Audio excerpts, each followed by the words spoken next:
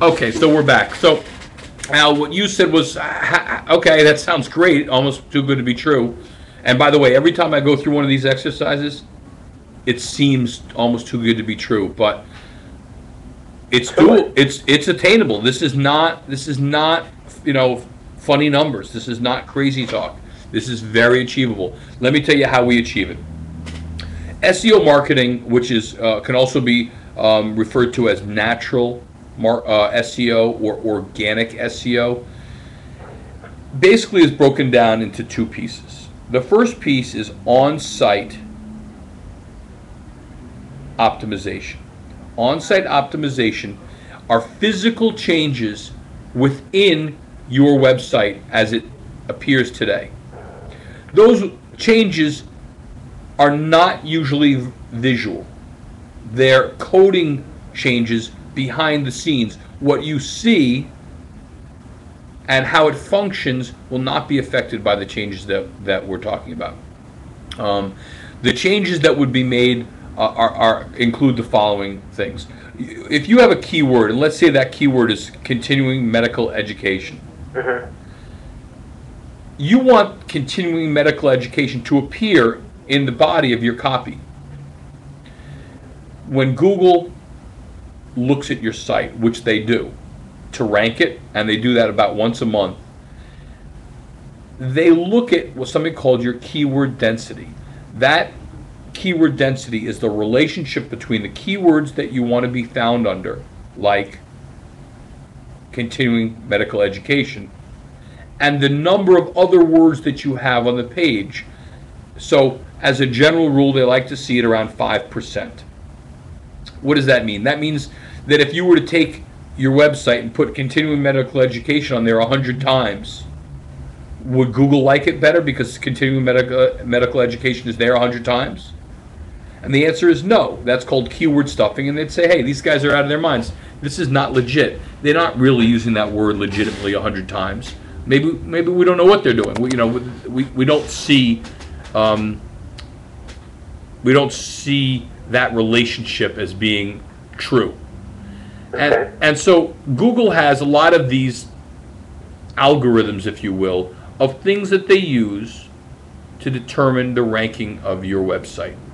Another one is your meta tags. A meta tag is something you don't see, but it's something behind the scenes that really says what keywords do you want to be found under in Google. But you don't see it. It's there. It's way up on the top in HTML coding, but it's there. There are many things like that that we look at that we have to add, change, or refine to make your on-site optimization attractive in the eyes of Google and Yahoo and Bing when they go and look at your site. Do you understand? Well, yeah, I have a question. It's just that, so in other words, if I want my so-called quote-unquote meta tags or keywords to be continuing medical education, the full word, and then CME, which is the acronym that's really used, predominantly through our industry. Right. CME, online CME, live CME, so on and so forth. Is that what you're talking about as far as these keywords and meta tags? Absolutely. Each one of those would be a keyword. And let's say that you identified 6 keywords that you wanted to key in on. We would take those keywords and make sure that those keywords appear on your. Listen, they don't all have to be on your main site. They can be on other pages. But they have to be there, and they have to be there with enough balance and written into the text so that it makes a great deal of sense. Okay. Anyway, the first half is what we just discussed, which is on-page or on-site optimization. The other half, by the way, that is worth about 30% of the score of a Google search rankings. By the way, as a percentage, Google is 90% of the market with Bing and Yahoo, the balance.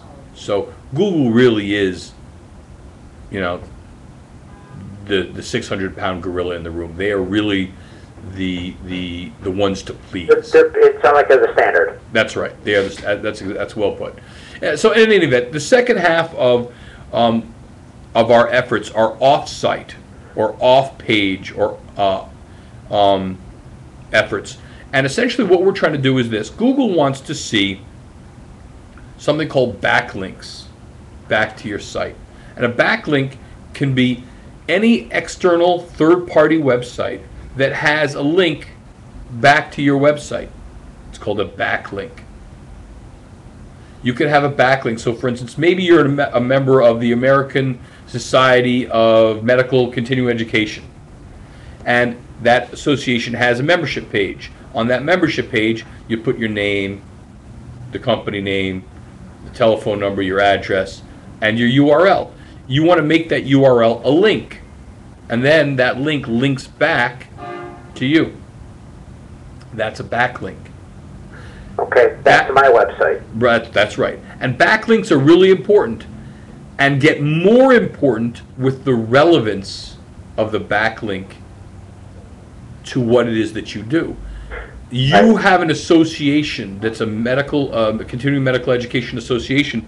The relevance to your business is perfect. And so the relevance of that keyword and the keywords that that site might have and the keywords that your site might have make it like a one-to-one, and that link gets a lot of value.